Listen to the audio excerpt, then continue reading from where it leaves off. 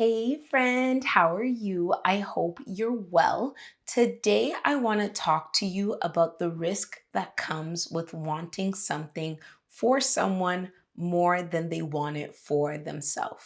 Every single time that I have seen someone who I wanted to push into their full potential, one, it hasn't ended well. And two, it was always done out of love. And I think that's an important part to note because we usually don't push people we don't care about seeing greatness out of.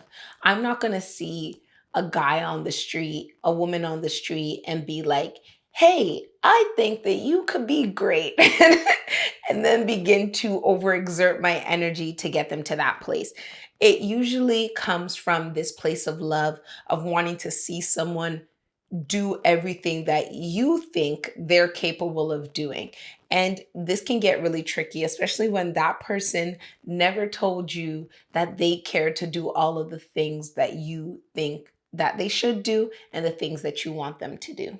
And although it comes from love, like initially, that initial feeling is love. When you really break down what love is, it really isn't love, right? Like, love is sacrifice, love is patience, love is kindness.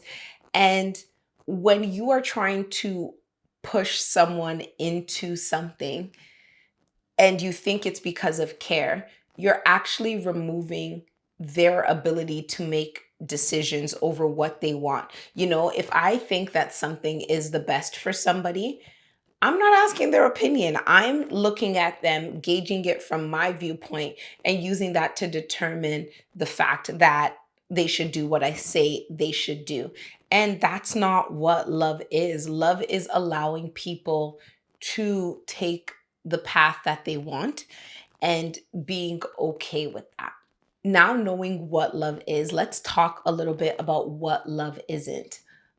You cannot love somebody whole. It's not your job. Wholeness is an inside job and something that someone needs to do on their own. And also, love is not self seeking. To say that you see somebody for everything they are and what they could be, that they might not yet see in themselves, nor potentially even care to become, is self seeking, self serving, right? I am not satisfied with what you're doing because I feel like you could be doing more. So I am going to help you get there. And this is great if they asked, but if they did not ask, it's too much, right? And love also does not dishonor. And part of honoring someone is honoring the pace that they want to go at, the path that they want to go on, and whether or not they want you to be in that close of a proximity to them. To look at somebody and tell them that they are underperforming, they're not being what you think they should be, and therefore they're not good enough is not love because you're dishonoring that person's ability to make choices. You're dishonoring their trust in themselves, and you're also not trusting in them, right? Because sometimes on the outside, it can look as if somebody is not doing what you think they should do. But there's a lot of things that start in the mind. I think all things start in the mind. So maybe you're not seeing the tangible actions yet from this person, but to try and dictate that pace is discounting all of the back end work that is above your pay grade and, quite frankly, not your business, even though you care deeply about this person and the intention behind all of the actions are pure, kind, and loving.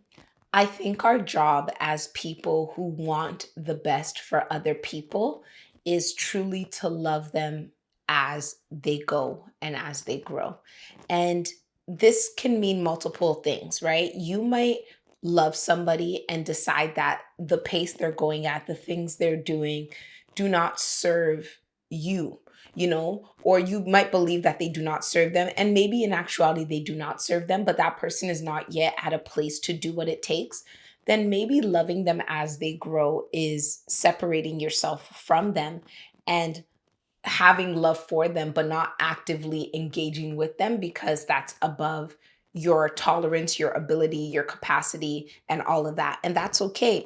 And in some other instances, you might just walk beside them slowly, support them when they come to you, offer them what you can.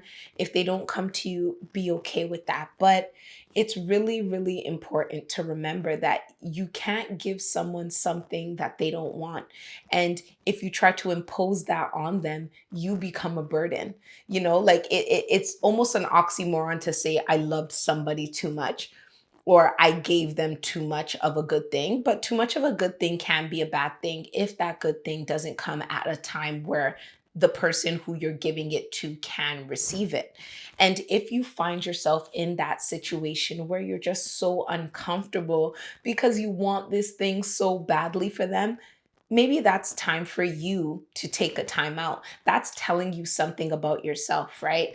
It might be that you are a controller. And I think that's one of the things that I've struggled with, is that I have to remember that I'm not God, and also that I don't know what's best for everybody, especially more than themselves, because I'm seeing them from a certain perspective and angle and from the bubble in which I understand, which is not necessarily the full picture. And me trying to control the full picture from my vantage point of maybe a few pixels of the full picture is not enough information to do so. And even if it is, I'm not them.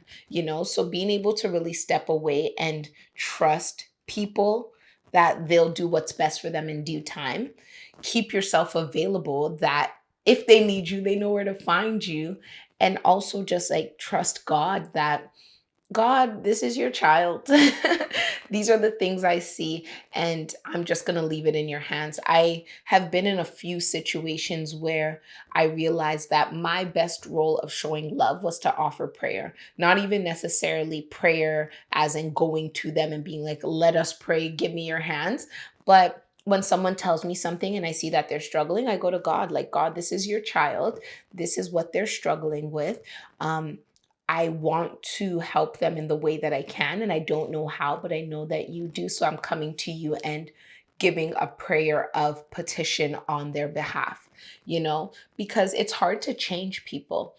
Even if you think about yourself, how many habits have you said you wanted to change, and you're here doing the exact same thing that you've been doing for a while? So, really allowing someone the liberation of love by caring for them, showing them kindness, being patient with them as they do their thing, even if that thing they're doing isn't what you think they should be doing, because people are overwhelmed a lot. And another thing is that I find that when I try to love too hard, or when I want something more for someone than they want for themselves, and I come at them with this abrasive, get it together, tough love energy, a lot of times it's met with defensiveness. And part of the reason why, because I know when I do this, this is usually the reason why, is because they already know. If well, let me think of a good analogy. If, let's say, your room is a mess or something, right? And somebody come and you already had intentions to clean it, and then after someone comes in and says, "Oh, your room is a mess, you should clean it." You know how you feel? Annoyed, angry, and you're like, "I was going to do it, but now that you're trying to dictate to me, I don't want to do it anymore." And that's how people sometimes feel. It's very difficult sometimes to actually do the things we want to do, and just cuz we're not doing it yet doesn't mean that we're not thinking about it, doesn't mean that they're not thinking about it. And sometimes coming at them with that harsh energy, not that patience, not that love, not that come to me when you're ready energy, makes that person feel even worse. Like, I know if I'm already struggling and someone comes and says, that thing you're doing sucks, you're struggling. And I'm like, I already knew. And now it's like it's hitting me from the inside and it's hitting me from the outside. A part of self preservation will make me want to act like I don't care about what they say. And maybe not even for a period of time want to actively make changes, because now I feel like I'm under this microscope where I'm not even going to be able to make mistakes because people are already watching me because they've been noticing this thing. So give space to people to do what they want to do at their pace. I'm not saying don't have the conversations, but remember to be gentle and to show love and offer yourself as an available person, but don't want things for people more than they want it for themselves.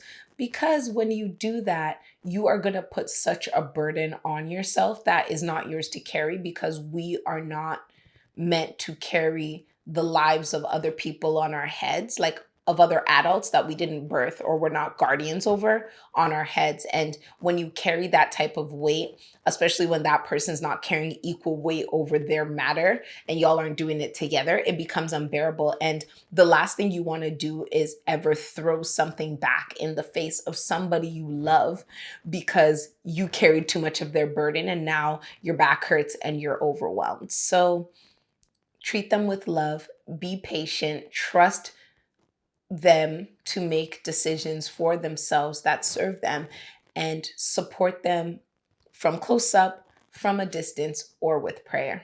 So I really hope that this helps you. And if it does, I want you to subscribe if you love it, like if you like it, and share it with a friend if you think that this little perspective would be beneficial to them. And I also want you to continue to be kind to yourself, because you're a work in progress, making progress. And I'll talk to you again soon. Bye.